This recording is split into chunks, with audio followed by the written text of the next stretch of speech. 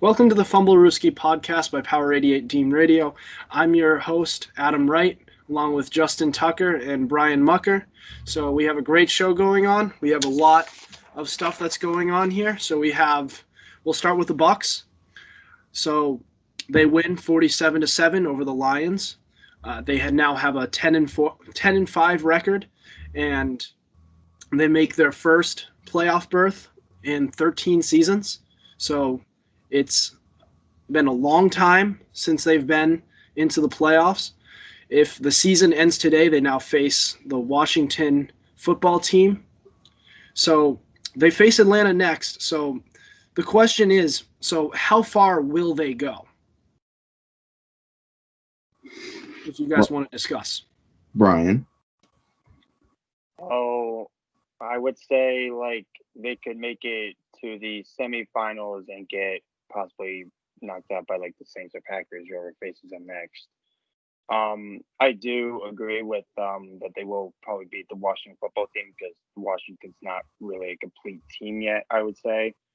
In the next couple of years they can be, but I think the Bucs have a shot of making it to the semifinals. So Justin?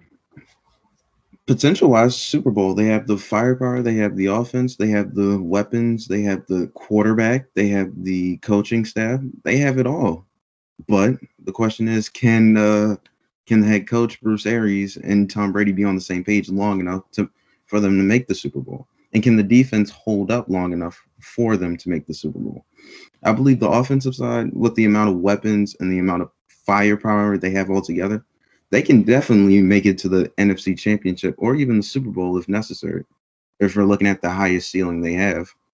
But overall, when you look at their defense and you look at the possible friction between the head coach and quarterback, it can come into question, and it has come into play when it comes to certain games like the Saints and the Bears.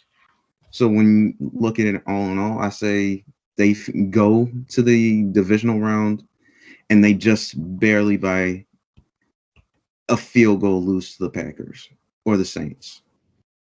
Okay. So, yeah, I certainly think you guys have good points. I think so the way it's structured now, they face the Washington football team. That's a team where they should win. Mm-hmm. It's going to be tougher than people, I think, anticipate because they match up actually surprisingly well against them as long as they don't turn the ball over very much with whoever they have under center.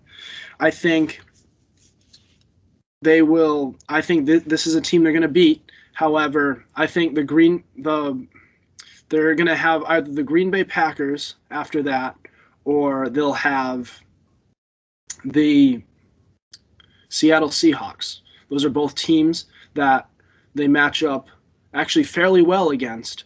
They're both teams that don't pressure the quarterback quite as well.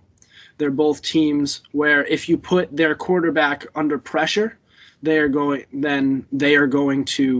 rest of their offense sort of wanes a little bit. Mm-hmm. And they're both teams where their defense is not quite as good as they would want to be. So This is a team where the whole thing with Tom Brady and the Bucs, the story of the Bucs this season has been if you get to the quarterback, if the opposing team gets to the quarterback, they wind up they're going to give them a tough time. They're most likely lose. So if they get, say, a team like the Rams or the Saints, that's a team that they don't match up well against. I don't like their chances in that game. But if they face in the next two rounds after the football team, the Packers and the Saints, I think they have as good a shot at anybody as at going to at least the NFC Championship or maybe even the Super Bowl. And once they get to the Super Bowl, anything happens. You know, who knows who's going to make it there. I think it's going to be between the Chiefs or the Bills. We can talk about how well they match up against them at another time, but I think we need to focus on the task at hand, which is the Washington football team and whoever they face beyond that. because I think there's no slam dunk win for the Bucs, but I think if there's a team that they want to face, it's going to be the Seattle Seahawks and the Green Bay Packers. Those are the two teams that they need to face in order to have any sort of shot at winning. And that's still not guaranteed. Green Bay is not the same team as they were earlier on when they smacked them at home, which, by the way, it's not going to be at home next time. They're going to have to go to the frozen tundra in Green Bay, but they have a shot. So how far will they go? I think I'm going to go bold and predict a NFC championship. What is it you always tell me, Adam? As long as you have number 12, you always have a chance. As long as we have Brady, they're going to have a chance. Yeah. So for this Bucs team, what would you say are the biggest questions for the team? The right side of the line. Right side of the offensive line? Yes. I like Tristan at times, and then there are times where, oh my God, he's getting manhandled by monsters out there, and he gets taken advantage of in certain times. Yeah, I think that's a fair question, fair argument to make. I think this is a team where I think on the left side their offensive line has improved, but that offense it's proven to be fragile at times. Any team with a good pass rush winds up manhandling Tom Brady, and they just can't protect him. And when you can't protect the quarterback, you can't win. Like your quarterback needs to be upright to throw darts to Gronkowski and Godwin and Evans. So that is a fair. I think their offensive line is, if they're going to lose, their offensive line is that's a fair argument. I would say not just their left or their right side. I would say the whole line. Like, if you put a lot of pass rushing, like if you go up against the Packers, you have Darius Smith. If there's a lot of pass rushing going towards Tom Brady's way, and that line cannot guard any of the pass rush, then it's going to force Tom Brady to make bad throws. And we saw that in that Saints game where they got blown out like 31-3. You saw Trey Hendrickson. He just kept pressuring Brady, and they just made him make bad throws. And if that happens in a playoff game, then I don't think then the Bucs will just not go to the next level and not reaching their goal, which is a Super Bowl. Right. So both of you have said offensive line. Basically, I think, I do agree with that. I think other spots where I could offer up is possibly their running game and their defense. Their defense did look good early on. But once, like later on in the season, they've gone through a few injuries. It seems like they've had some fatigue going on. It feels like that front seven has still been good. They haven't been getting the quarterback quite as much, but it seems like the main thing with this team is their secondary. It's sort of started to deteriorate as the season has gone on. They've gotten a little banged up. Jamel Dean has been off, and they're running. And as for their running game, I talk about how you need to keep the quarterback upright. They're going to keep on blitzing and just going after the quarterback with their front seven if they don't have a good enough running game. All right. So if their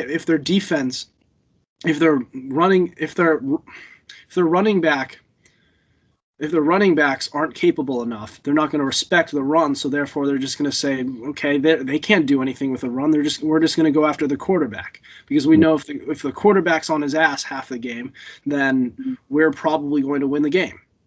They're not going to be able to pass the ball, and they can't run the ball either, so they can't get that going anyways. So it just becomes that offense just dies. So to be able to create at least a respectable running game, not a great running game, but a decent running game, I think that's huge for them. And the fact that it's kind of fallen off lately is huge. They need to get that going before the postseason starts, or at least during this postseason, because if they can't, that could really kill them. And along with the secondary, you can't win if it's always a shootout and they're just and your cornerbacks are become burnt pieces of toast. Mm-hmm. As far as the defense is concerned, as far as I'm aware of the defense, it's more of a blitz-heavy defense. So say if you're a corner and you're involved in a blitz-heavy defense. If I'm the offense, I'm looking to get the ball out quick because if the pressure gets to me, more than likely I'll get sacked and lose the ball. So I try to get out quick. As a corner, you see that and you're trying to jump everything, like immediately. The problem with that is if the pressure doesn't get there, you're liable to get beat up with double moves. And what happens with the corners, especially Carlton Davis, he'll get beat with a double move.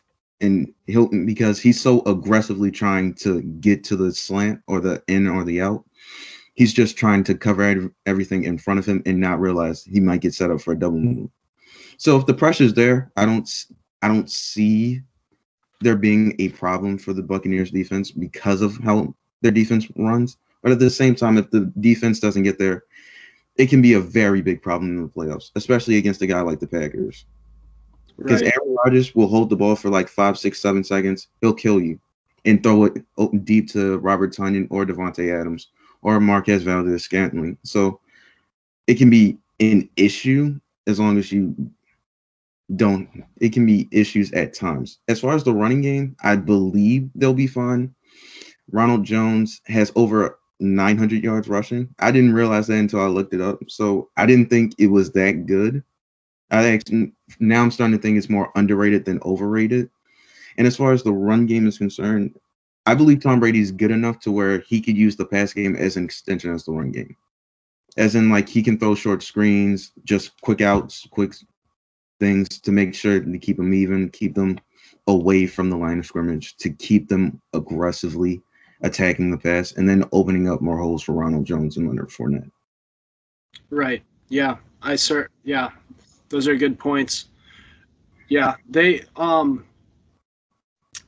That's kind of why I really think that they would match up very well against Green Bay, because it feels like Todd Bowles, his main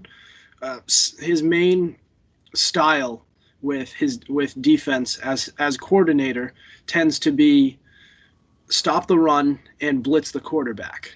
Mm-hmm. And if they're able to get to the quarterback, and if they're able to actually get to Aaron Rodgers and blitz him enough, pressure him enough, then he won't be able to pick teams apart like he usually does, and then he could give the secondary a better break. It could cause a trickle down effect, and they sort of they're able to the secondary is able to perform better because the blitz is also going well, and they stop the run so that they're not able to get anything going with Aaron Jones. That's why I believe they're a much bigger threat. They're a much better matched up team to the Packers. I'm really not so worried about opposing secondaries with Brady, because I feel like with Tom Brady, it's more about just if he's able to stay upright, then he'll be able to pick apart any secondary. He just has that sort of, he's smart enough so that he can read coverages and everything. He can read defenses very well, but the issue is if he's not protected, that's when he doesn't win. That's where he's not playing at his best. So this is a team where they match up very well against. I say the same thing about Seattle. I think there's been a recipe that's been set up with Seattle where it's been you stop the run, or you go after Russell Wilson, and that the rest of that offense just crumbles. And that Seahawks defense is the worst than I've ever seen it. All right. And if Tom Brady is able to stand upright and just pick them apart, I think he's going to burn them. And I think the Seahawks will be in for a beatdown. So, but now all of this would have to mean that they actually have to play at their best. If they don't do that, then all bets are off. They may be out in the first round. Yeah. All right. This is that type of team where they could either make it all the way to the Super Bowl and win it all, or they could be outed in the first round. I could see them losing to Washington because their front seven is something I don't want. If I'm a Buccaneers fan, Chase Young on Tristan Wirfs. I think he'll get work. Yeah, and I can't blame Tristan Wirfs. Tristan Wirfs has gone through like some of the tough defensive ends, like Chase Young and oh yeah, he definitely got the Mack. Like he's gone through a lot of tough ones, and it's safe to say I really can't blame Tristan Wirfs for being. I mean, I'm saying he's not doing a bad job, but he's doing a good job at hanging in there. I would say that. Yeah, I agree. So, speaking of Tom Brady, in his last game, he threw for 4 touchdown passes. So now that makes 36 on the season. He's the second ever with 4 touchdowns and at least 240 yards and a half ever. Well, second game ever. The first being Tom Brady in 2009. So he was the other quarterback to do it. He sets this touchdown franchise record for 2 different franchises now. Now he has 50 with New England, 36 and counting with Tampa Bay. So the question is, what reason is there for him not to be considered the GOAT, the best of all time, if there is any? Some people might say it might be more Belichick than it is Brady. I'm not making the argument, but I could see why people could say that, because you could say the first 3 were Belichick and the last 3 were Brady. So it kind of goes hand in hand, because Brady will forever be tied with Bill Belichick as a coaching quarterback duo. So I could see that coming into play. People reliving the past and saying Joe Montana went 4-0 in the Super Bowl and Tom Brady's 6-3? How can you be the GOAT if he can't beat Eli Manning and the New York Giants? Am I right? So people might hold that against him. These are all like stupid thing to hold against him, though. Yeah, I would say he got them to the Super Bowl to give them the chance to win the Super Bowl.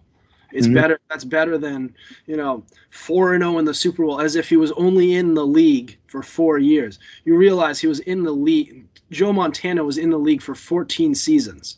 Yep. That means so if he won 4 Super Bowls, that means 10 seasons where he's not even making the Super Bowl.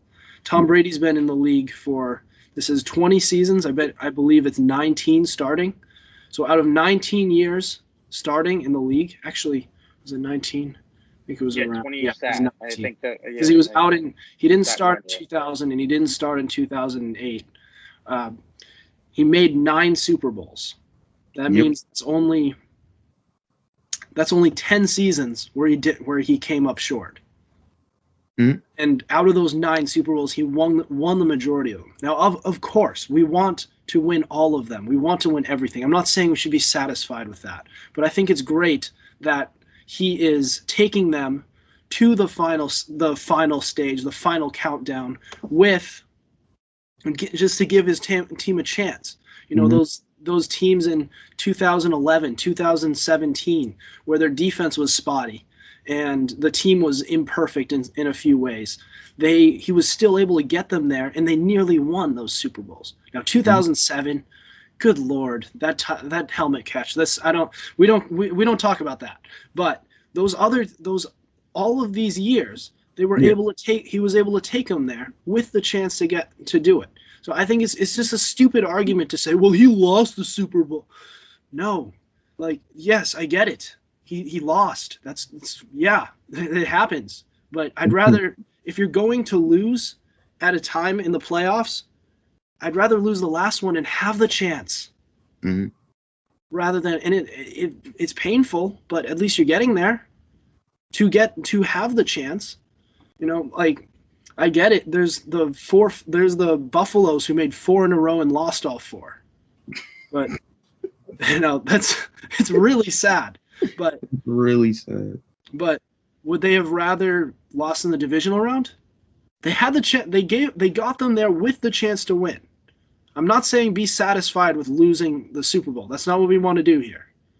The ultimate goal is to win a championship.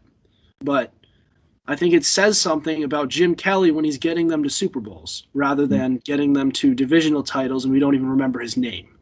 We remember his name because he got them to 4 Super Bowls. They lost all 4, but we remember him because he's the Bills' best quarterback in franchise history. Got them to 4 championship rounds. Yep. Championship appearances around the corner. But the idea that Super Bowl appearances are bad is just it's a flawed mentality. It's like if you don't get all the way, then you suck. No, I'd rather not finish last or get outed in the first round. All right, then Brian. I mean, going back to Jim Kelly, do I see someone looking around the corner? Josh Allen to me has a bright future on that Bills franchise. He could take the Bills to the Super Bowl. He could easily get past the Chiefs at this point right now. Going back to Brady, yes, I would say I agree with Justin. 3 were Belichick, 3 were Brady. But what I'm looking at right now, since Brady's left, Brady's done much better than Belichick has done. And Brady, to me, yes, this is his final stage where he could actually win possibly another Super Bowl and go out as a retirement, like live life. But when it comes to like Belichick, he has a lot of work to do over there. Cam Newton's not your answer. You need a lot of help on wide receiver because Edelman's out, but not just Edelman, but you need a wide receiver too. And he needs help at tight end and maybe a little bit on the defense. He needs help over there. Brady was your answer, but you got to move on. So there's the answer to your question. It's Brady rather than Belichick.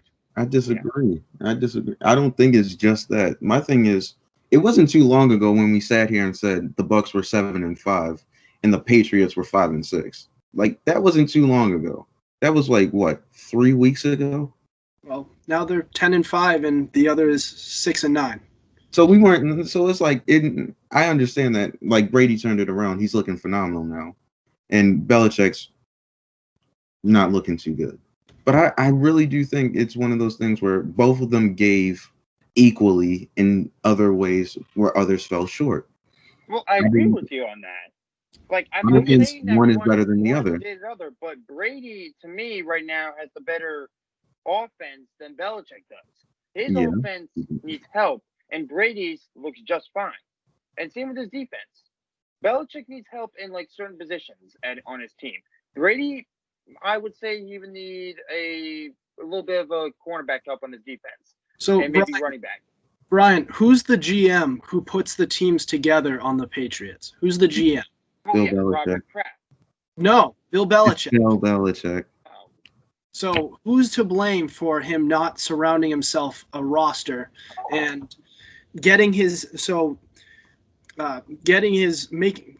off his franchise quarterback and forcing him out the door, and now becoming 6-9 with a washed up run-first quarterback who can't run. I don't know why he did that. I don't know why he pissed him off because I don't even understand that. You can't piss off your franchise quarterback when he's looking for a contract still. There you go. And it's just, and you had such a good connection with him. He won you 6 Super Bowl rings. You can't. That's a horrible way to leave. Like Belichick did. I would say Belichick. That's on him. That's on him for doing that. And now he's frustrated, as you saw last night. He threw the phone down. But yeah, he needs to look for either he needs to sign a veteran presence like Fitzpatrick, and possibly draft a quarterback and learn under him.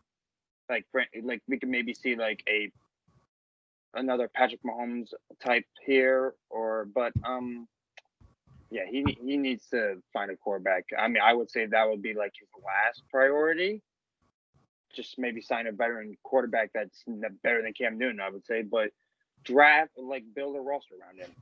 The line to me is fine, but you need help at wide receiver and tight end. Build that roster, and you draft a quarterback next year. That's what Belichick needs to do these next upcoming years. So I'm seeing your answer is that Belichick needs Brady more than Brady needs Belichick. You are. No, I'm saying that. Yeah. All right, you go, Justin. I think it's too early to say. If Brady wins the Super Bowl, then yes. But do we think he's going to win the Super Bowl this year? Well, no. Brady, it depends. Yeah. Well, Brady, like, he's in a very tough NFC. So, like, the Saints, the Packers, he has to get past them. Mm-hmm.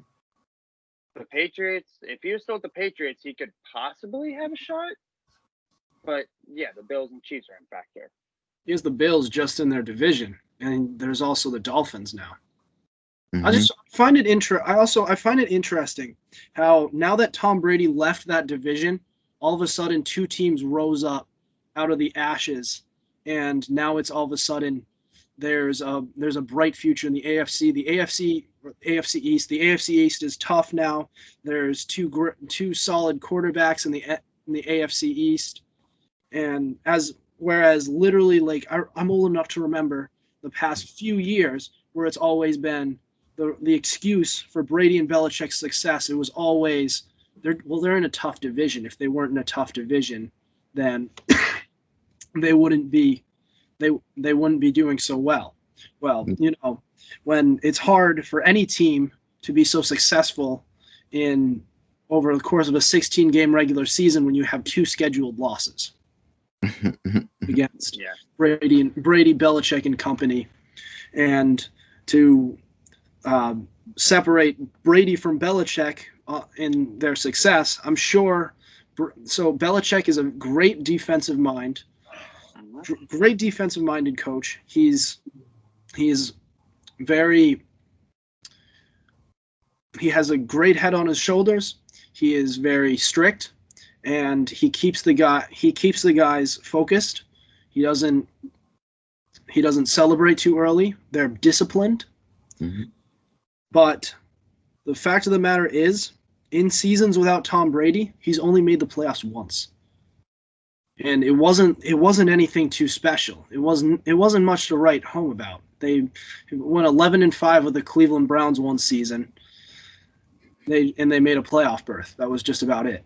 The fact that he made the playoffs with the Browns, though, I think we need to give this man some credit here.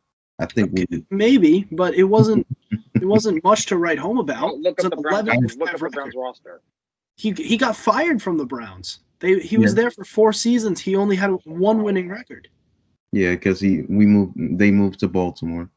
And then he went to New England, and he inherits Drew Bledsoe. Who everybody says, well, he wasn't his guy. Well, then if he wasn't his guy, then why was it that before the 2001 season that he gave him this massive contract if he wasn't his guy? Drew Bledsoe was Bill Belichick's guy. He didn't know what he had in Tom Brady until Drew Bledsoe literally almost died. All right. And then he realizes, this guy's actually pretty good. I'll trade Drew Bledsoe now. The season after. Mm-hmm. So it's real, and the season before with Drew Bledsoe, his guy, right? He couldn't even get more than 5 wins, 5-11. Mm-hmm. So the fact that they've only made the playoffs once. Teams that have been head coached under Bill Belichick have only made the playoffs once, and people only refer to the Matt Castle year, where the season before they finished 16-0. It's always been. It is. What was that? I would say that was like a fluke year. To me, you guys just got lucky. I wouldn't say it's a fluke, but they had a lot of talent. It was a mediocre quarterback who inherited a team that was loaded with talent. Yeah. So, it's like I agree. It's fairly equal, but I don't understand how it's a debate that it's not more Brady than Belichick. 2018. I don't know. I'd say I'm gonna say my verdict on who gets what. I'd say it's 60-40 Brady in favor of him. The See, thing this is, is what I said. Oh, you go. no, Brian, go ahead. My bad. Okay, all right.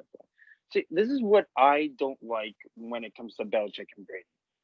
You guys leave out the most important guy that coaches Tom Brady, and that is Josh McDaniels. To me, he's the one that should be also in the conversation. He's the one who controls most of that offense. Belichick, yes, is obviously in there. He's a New England head coach. But McDaniels needs to be in there somewhere, too. Mm-hmm. My thing on this, if anybody wants to say it's more Brady than Belichick, look at the Super Bowl in 2018 and tell me why you think that. I'm going to be honest here. The Rams should have won that game if it wasn't for Belichick and that defense. And we all know that. Tom Brady had a terrible game. Like, last year, this man was throwing for over 500 yards. And clearly it was Belichick's fault that they lost. But the reason they won this year was because of Belichick and that defense. If it wasn't for Stephon Gilmore getting that interception, the Rams might have won that game. So without that one throw, Brady to Gronkowski late in that game, do they win that game? That was a seal. That was the lone touchdown they got. It wasn't Brady to Gronk. It was a touchdown run by the rookie. Right, from the goal line.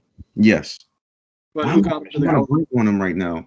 Who got him to the goal line, Justin? You know who I'm talking about. Who got him to the goal line, Justin? Oh, yeah, Brady got him to the goal line, and then Sony Michel scored the touchdown. And then Brady Gronk.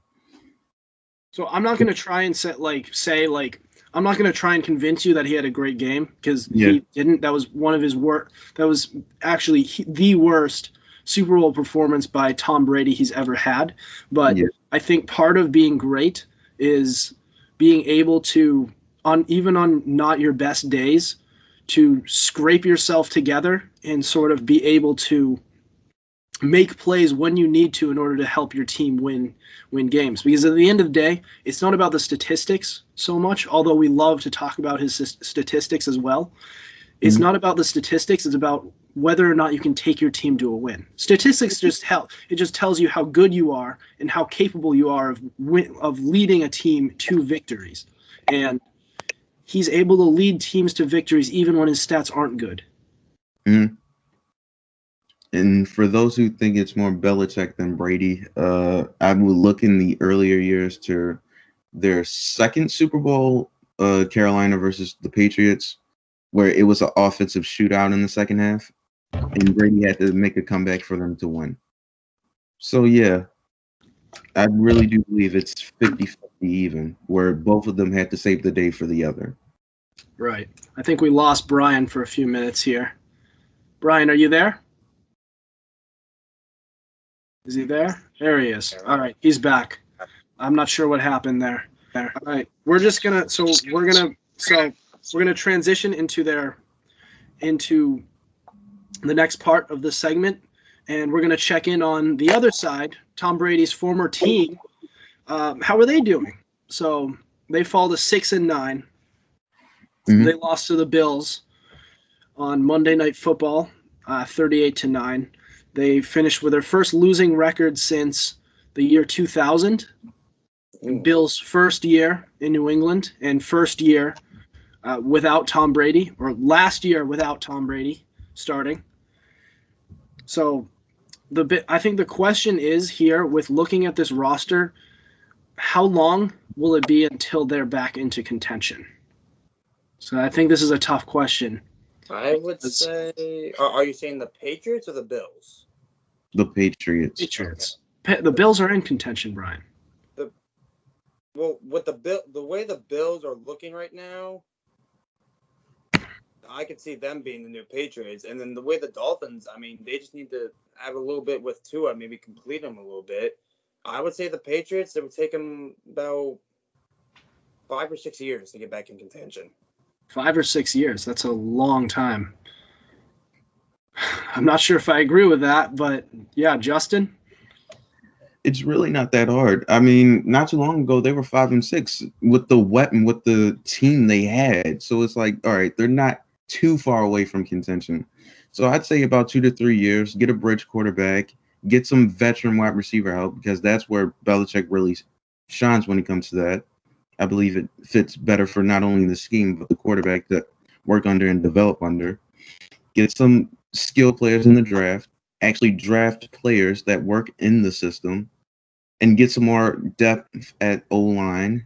And I could legitimately see you guys being in playoff contention within the next 2 to 3 years. Right. Yeah. I look, at first glance, you would think this roster is absolutely putrid, and it isn't great in a lot of ways. It's not good. I'm not going to try and sell that, but if you look at it, their running game is actually really good. Mm-hmm. Yep. Their defense has been, even with all of their opt-outs from COVID for the season, has actually been pretty solid. Their front seven is spotty, but I feel like once they get some of their players back and from a few drafts, I think they can get right back into it. Their secondary is awesome. You can make a case that that's one of the better secondaries in the league. Mm-hmm. Their offensive line has actually improved from the season prior. So you look at this roster as a whole, and honestly, the only real spots where they actually need to improve in order to get back to contention is with their pass catchers and their quarterback. If they can get, say, a tight end, a couple receivers, and somewhere down the line they draft a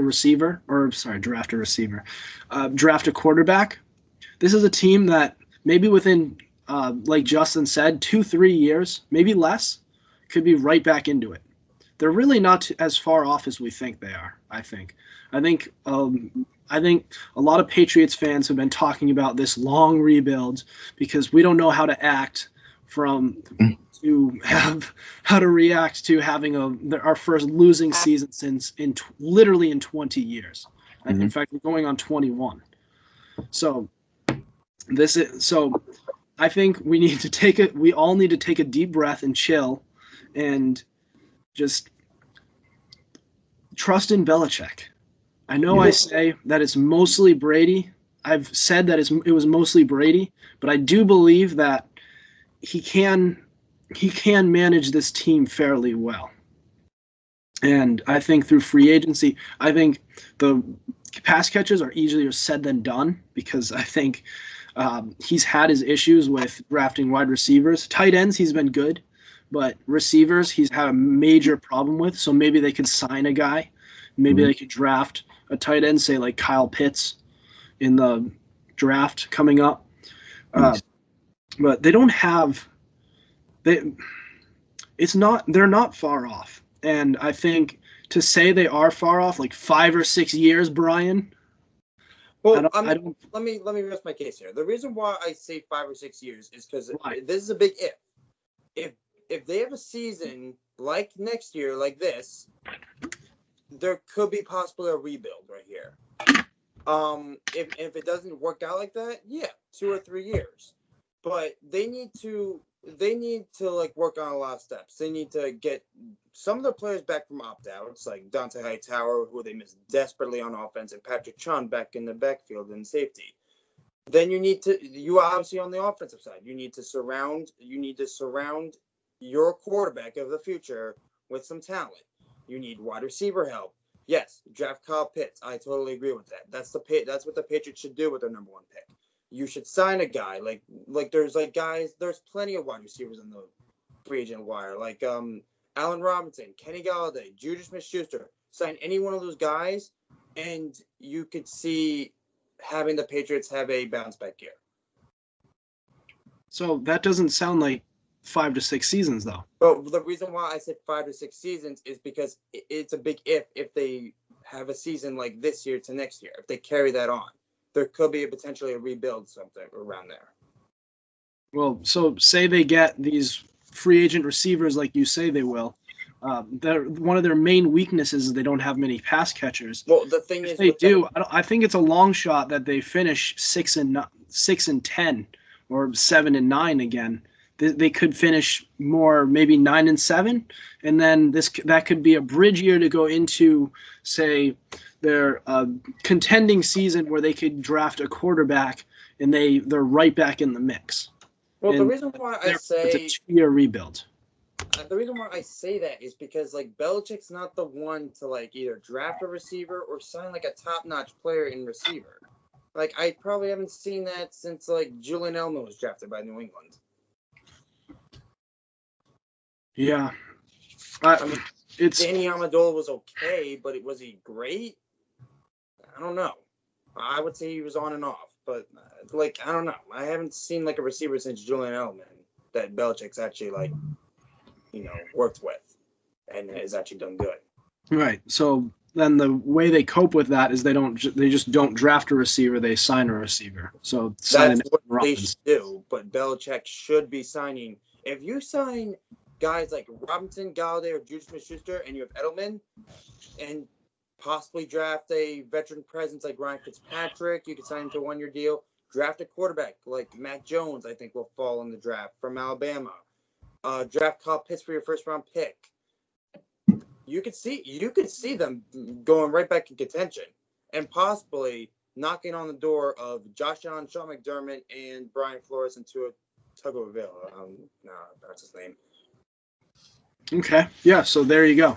So 2 to 3 years. It'll be not 5 to 6. My only thing is it might go 5 or 6 years because of the playoff picture in the AFC. That's the only way.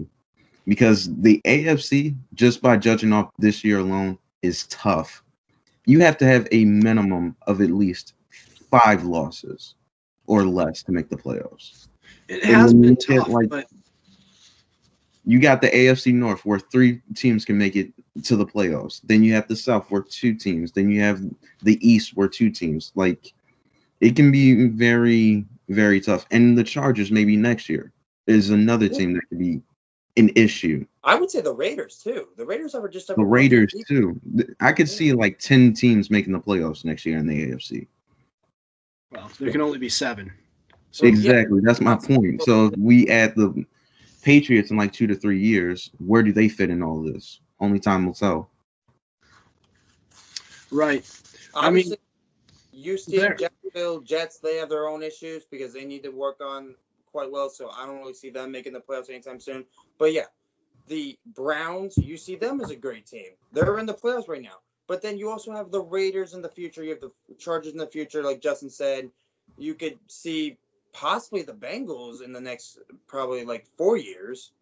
So I don't know. I mean, the Bengals really need help on like their line and defense, but you sign some veteran presence like the Bengals, that you could really say the same thing for them. I mean, I could easily say the Bengals could be there in the next 4 or 5 years. Patriots maybe 2 or 3 or 3 and 4. Well, see, the main thing that a lot of these teams don't have is disciplined coaching. They have decent coaching, but it's not coaching like Bill Belichick. Yeah, I could agree with that because as much as he needs some star power, he needs talent. Once he gets that talent, he is able to control the house, keep the team disciplined, and keep that so his main attack, his point of attack is always just don't screw up and let the other team screw up. And I think as soon as he gets more talent on that team, then all bets are off. They're just going to allow all these teams to puke all over themselves every time they face them, and I think they'll be right towards the top. All right. I mean, I always like how Belichick does his game planning by always taking out the number one threat on that defense, and that's obviously the number one receiver. I think he's fine on defense. I mean, yeah, he should maybe draft a linebacker or something like that in the draft, but I think his number one priority should be on the offense. Yeah. I agree with that. Their quarterback and pass catchers is their biggest need. So we're going to transition over to segment 2. So the playoff picture has become very interesting. We'll start with the Steelers, who finally stopped the bleeding after a 3-game losing streak. So small golf clap. Go ahead and dance, Juju. Dance on them. Don't start it again. And they beat a very competitive team. They beat the Indianapolis Colts, and they did it coming back from down 17 points. In doing so, they actually clinched the AFC North. They hold the 3 seed. So, is this a team that can still make the run? Can they still make a run in the playoffs? I have to disagree. I'm going to say they could either get out of this first round or the second round.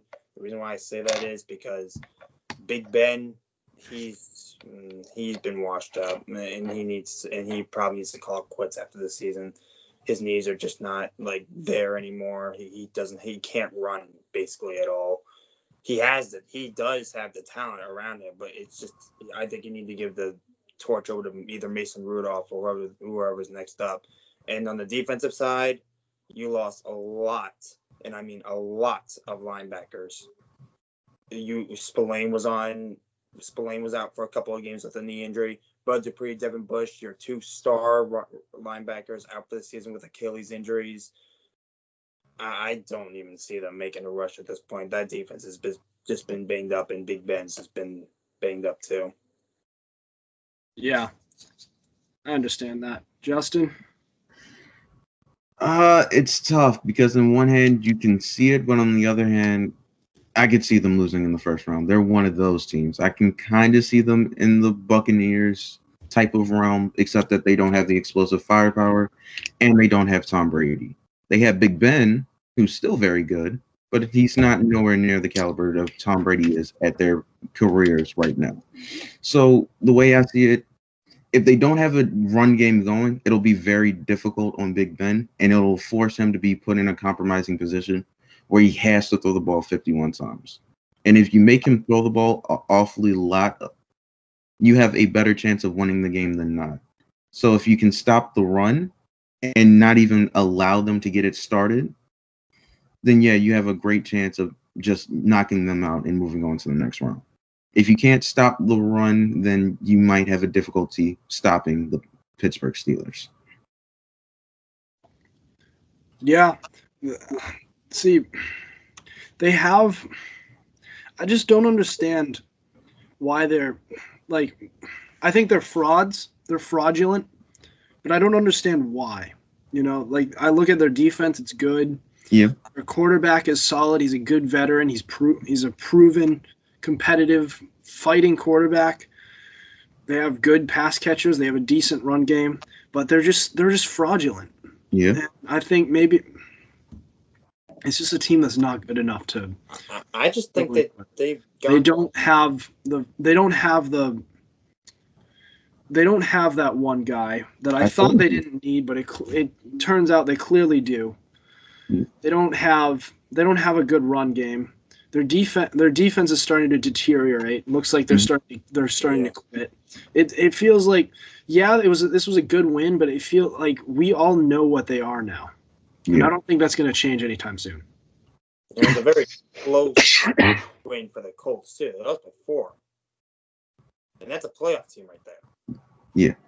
Also, I told you this, Adam. I told you what they are. The defense isn't as good as it was early on due to injuries, with Bud Dupree and Devin Bush being out for the year. So therefore, they're probably going to blitz a lot more, and therefore you're going to get the ball out a lot quicker and probably get more yardage because of it. Their offense, no one really scares me. They have Big Ben, but Juju doesn't scare me. Chase Claypool doesn't scare me. James Washington doesn't scare me. Deontay Johnson doesn't scare me. Eric Ebron will drop everything that's thrown in his direction.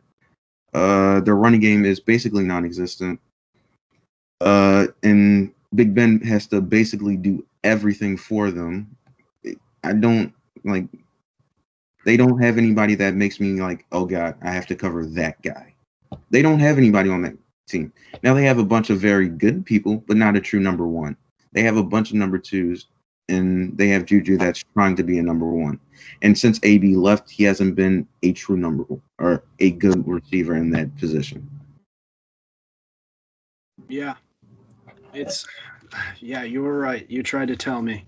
I did buy into the Steelers team earlier on in the season. I thought everybody's calling them so overrated just because they're undefeated, and apparently therefore their record, everybody thinks that they're as good as their record is. I thought they were a team that was competitive. I was right, you were wrong on that one. That's a team that is clearly fraudulent. I think this win doesn't fool me. It was a good win. I'm glad they were able to overcome that, because that would be a pretty massive choke if they started off 11-0 and then went 0-5 down the stretch. But it just didn't really prove much for me. They could win a playoff game, and that could be it. It proves to me that they can come back in a tight situation, and by half. It proves to me that they have a chance with Big Ben as their quarterback. I don't know what else to say about them, to be honest. The reason they felt fraudulent is because they didn't have that one dominating win where you could go, they're for real. The Ravens last year, the Patriots, the Seahawks, the 49ers, the Bills, the Rams. You could see that, okay, this team looks legit. Kansas City, the same thing. There are certain games where you've seen, like, all right, these two teams, like, they are legit. San Francisco also. This year, Kansas City, Buffalo.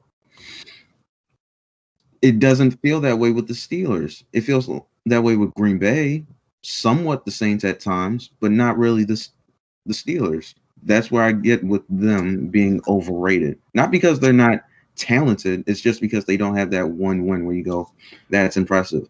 This game might prove that, but they're at 12-3 now? Just coming off a 3-game losing streak. Could be tough for them. Yeah, they've started 11-0. Now they're 12-3. So that's still not a bad record. Not what they could have gone, but it's just too bad that it turns out this team isn't what I thought it was. Well, I mean, to add to that, like, Juju, I would say, is getting there as a number one. Like, we didn't think, when we look back at this again, we didn't know who the number one was. I think he has a shot at being the number one next year. And then going back to the defense, I think what really killed them was the linebacker situation with injuries, Joe Hayden being out for a couple of games with concussion. I think that's what really killed them. And James Conner being on the COVID list, maybe. Yes, the running game isn't really there because Conner's backup Benny Snell, he's just okay at times when it comes to improving the run. But, yeah, like, I would say, like, it's like they are kind of like frauds to me. I thought they weren't, but apparently they were. So, yeah, Justin, I would say you are right in this case. Mm-hmm. It is what it is. Potential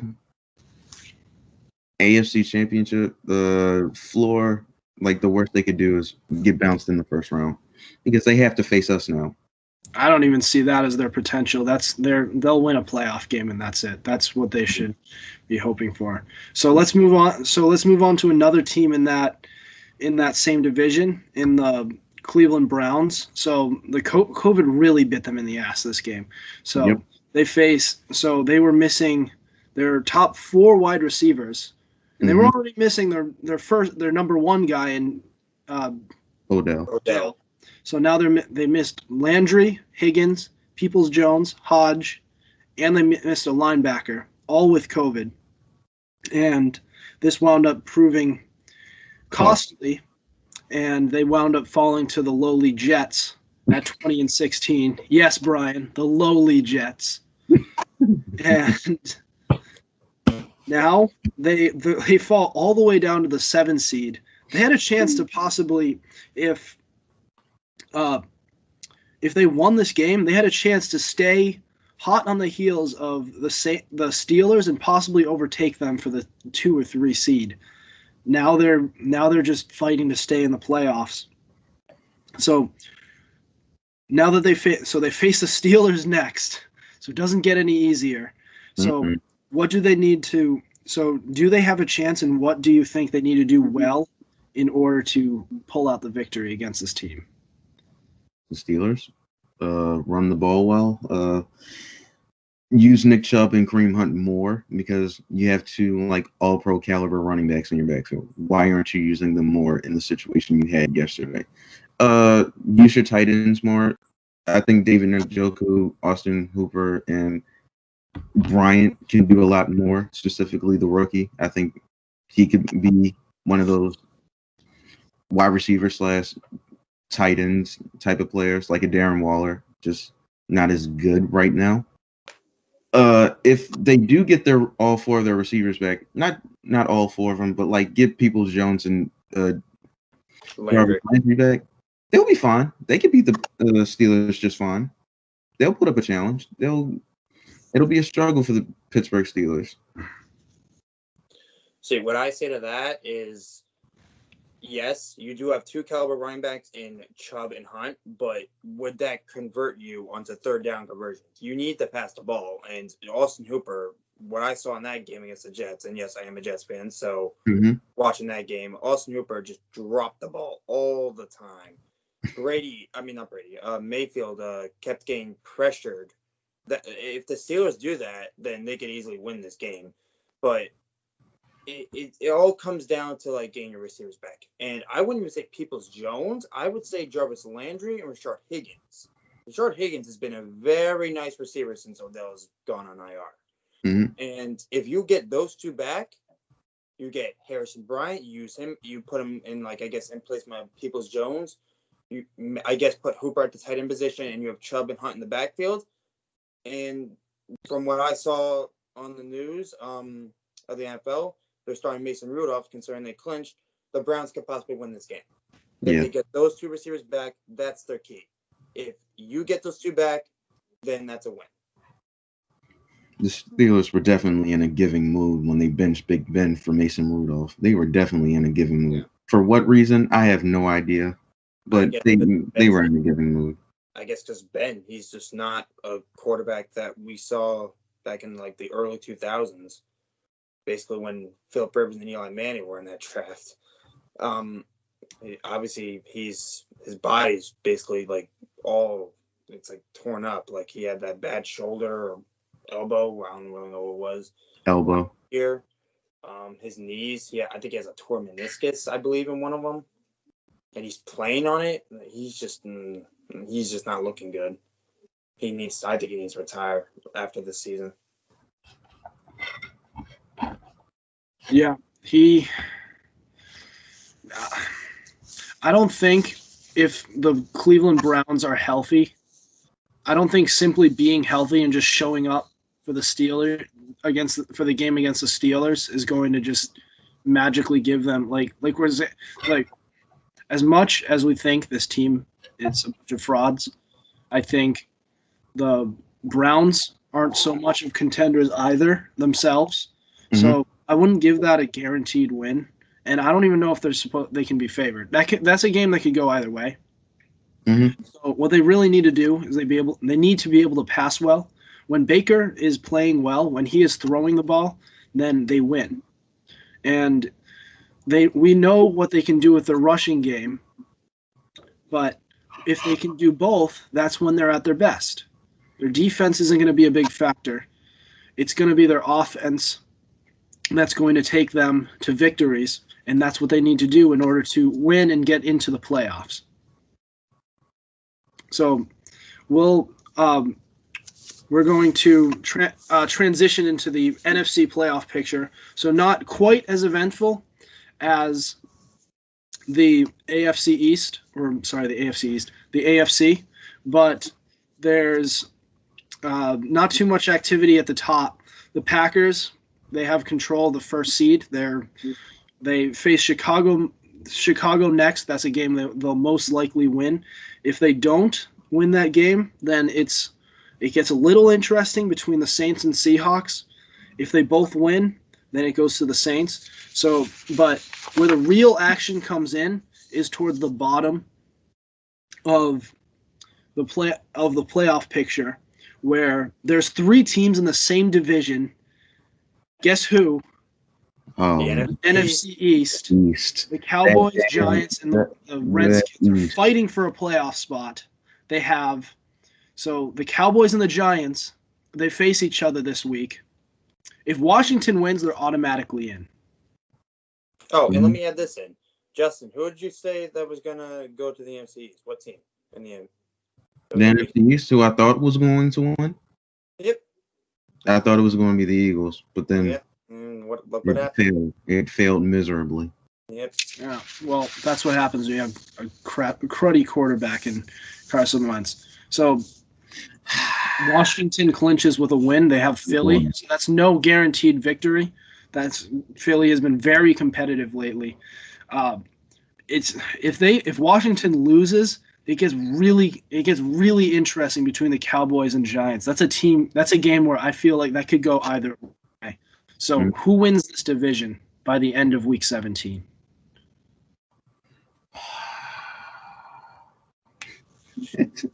Oh my God. Oh. Pick 'em. To be honest, because of my disdain for Cowboys fans, I'm picking the Washington football team. But it could go to anybody. I think the Washington football team, like their front 7, is the best thing that they have. And Chase Young is a stud and will be a stud for years to come.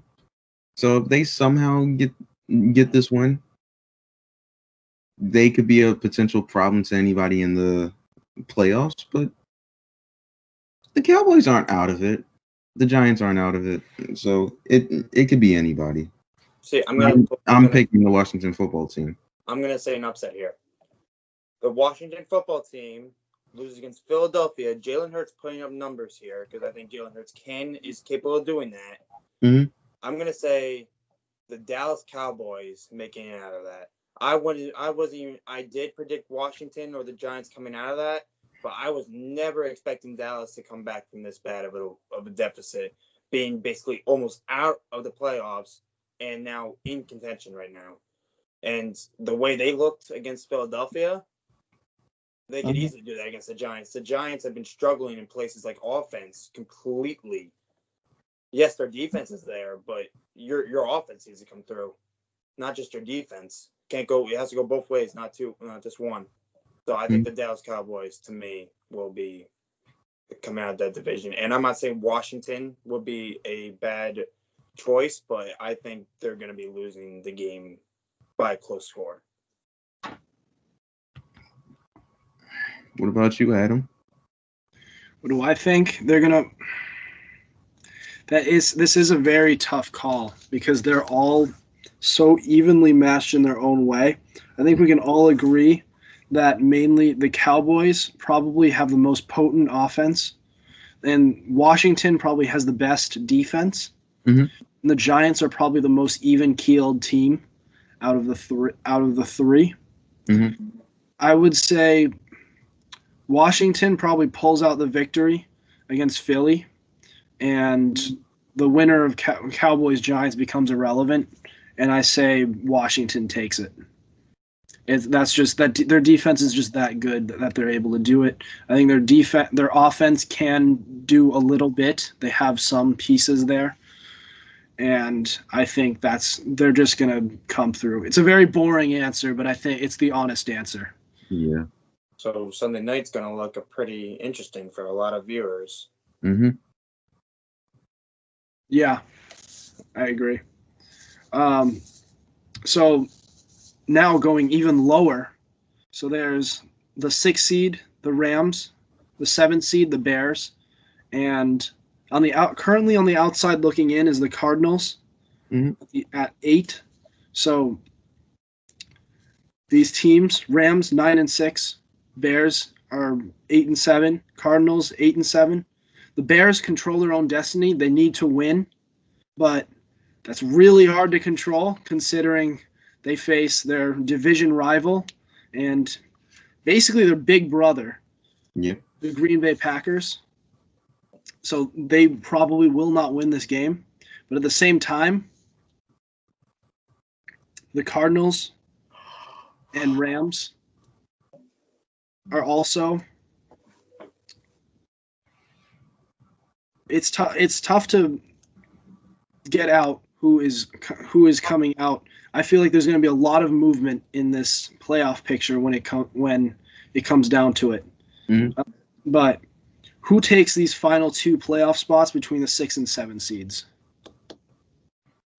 Based upon what you're telling me is, if you don't believe the Chicago Bears can go up to Lambeau and beat them, then it doesn't really matter if the Cardinals win, because I believe their scenarios of winning is either a win or a Chicago loss. So Chicago loses, they're automatically in, I believe.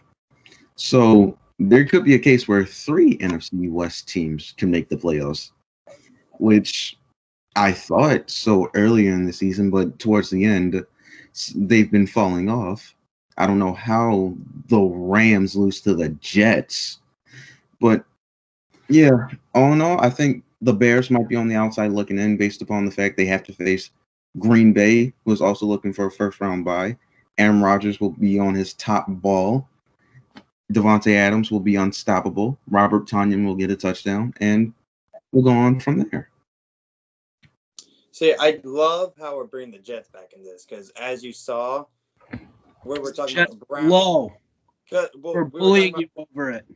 We were talking about the Browns. You should have seen us in last week's episode. We were bullying the crap out of them. Well, not surprised. All right. Who you got? We were talking about the Browns moments ago, and they are on the line of not making the playoffs. And so is the Rams. And the fact that the Jets were in factors of both of them, to me, I think Rams and Browns fans are not liking the Jets right now. They are not liking the Jets. But you also have to blame on your own team, though. I mean, Browns fans, I could give them, like, some sort of, like, grief. Like, yes, they didn't have the receivers in there. But there's just no excuse that the Rams did not win that game. Like, Jared Goff just did not play well. On the other hand, though, if I had to choose between those 3 teams, I would say the Bears are obviously ruled out because they have to go up to Lambeau of all places to play in and play the Packers, who are on a hot game winning streak. If I have to say, I would say the Cardinals maybe will pull through because Jared Goff, I think, is out for the year, I'm assuming, with like thumb surgery. And Kyler Murray, I don't know what's going on with him. According to Justin, he's hopeful to play in that game, but if he is to go, I would say the Cardinals. Yeah, that's going to be a tough game. I think the Rams might win anyways because they just have a great defense and they have enough pass catchers that whoever is backing up Jared Goff. Who's backing up Jared Goff? Some Walford, I think his name is. But I think it's that Blake Bortles was just signed off the Broncos practice squad, I believe. So I think he might be starting for the Rams. Oh, okay. So I think whoever just inherits this roster is going to be able to play well enough so that they can beat the Cardinals. And the Cardinals aren't all that special at this point of the game. I know Kyler Murray was able to run a lot more, but that ankle injury is starting to get to him a little bit. And and he's not able to get the ball to DeAndre Hopkins as much as he should be. Their running game is solid, but I don't think it's anything that the Rams can't stop. So it feels like that's going to be a game where I don't see very much movement in the bottom half of this playoff picture. There could be a lot more that comes up, but we'll see what happens. So, like, yes, I do like the Rams defense and Aaron Donald and Jalen Ramsey covering like the best wide receivers in the game. But it's like DeAndre Hopkins. I mean, you never know what that guy could do. But then if DeAndre Hopkins is limited by Jalen Ramsey, if Kyler Murray or whoever is playing at quarterback for the Cardinals is to go, you still have Christian Kirk and Larry Fitzgerald. Yeah. Other two wide receivers. The Rams really just have one dominant receiver. Mm-hmm. Cooper Kupp and Robert Woods. I mean, cornerback. Jalen Ramsey. Yeah. I would say. Well, I don't think Christian Kirk can really scares many people, and I don't think Larry Fitzgerald is. Larry Fitzgerald is a few years too late from being that dominant receiver he once was. Well, depending how whoever's covering him, I believe it is Robbie Nickel Coleman. I don't know if I'm saying his name right. I don't know if it's that actual name, but I think who knows how he is. I mean, I'm assuming he'll be on Kirk, if anything. But I mean, Christian Kirk to me, he's not that bad of a receiver. I mean, I think a lot of people just sleep on him. But yeah, I understand what you're saying, that Christian Kirk doesn't scare you in your eyes, but he's not going to be the reason anybody wins a game. If there's going to be a reason the Cardinals win a game, like a reason, it's going to be Kyler Murray and DeAndre Hopkins. It's going to be Hopkins. Hopkins is going to be playing in that somewhat. So you know, so funny about that. I can make a case that Christian Kirk cost the Cardinals the game against the 49ers. I can make a case about that, but I'm not going to right here, right now. I don't even think that Jared Goff needs to play in order for them to beat the Cardinals. If you can do the same thing the 49ers did, which is, I guess, zone run against the Cardinals, then yeah, you can beat them. They have a run defense problem if I'm the Cardinals. If you can't stop the run, you can't stop the Rams because they do different things out of their sets when it comes to the run. Similar to what Baltimore does, they do a lot of pre-snap motions. And if you can't stop that, you're going to have a tough time against them regardless. Like, it's just a part of it's just a staple of their offense now. So if you can't stop it, it's going to be a harder time on Kyler Murray if he is playing. And it's going to be a downhill game for the Cardinals. Right, 100%. All right, so that'll be it for us tonight. So check us out on YouTube, the Fumblerooski Podcast, and follow us on Instagram at Fumblerooski_podcast. And we'll see you next week.